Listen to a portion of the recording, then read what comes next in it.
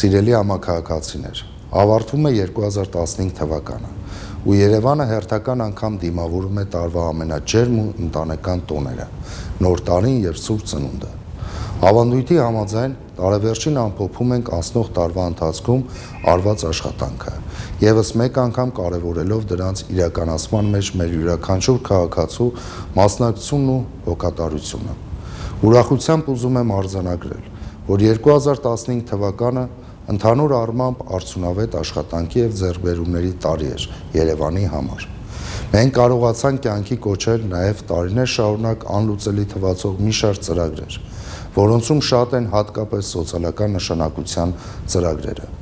Համոզված եղեք, որ մեր համաքաղաքացիների համար կենսական նշանակություն ունեցող բոլոր ծրագրերը լինելու են շարունակական,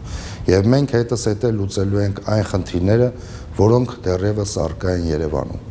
Քաղաքի բնակիչների հետ համագործակցության ամենօրյա հոգատար աշխատանքի շնորհիվ մեր սիրելի մայրաքաղաք Երևանն արդեն մոտ ապագայում կլինի էլ ավելի հարմարավետ և գրավիչ։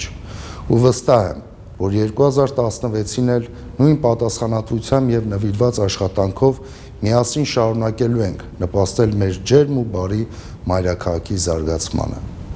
Սիրելի հայրենակիցներ, մայրաքաղաքի սիրելի բնակիչներ և հյուրեր,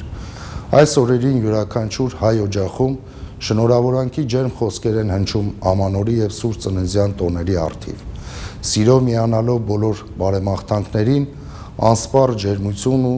անսահման սեր եմ մաղթում բոլորիս ընտանիքներին։ Թող 2016 թվականը խաղաղության, համերաշխության, վերելքի ու բարօրության տարի լինի մեր երկրի, մեր ժողովրդի ու մեր սիրելի մայրաքաղաքի համար։ Շնորհավոր Ամանոր և Սուրբ Ծնունդ։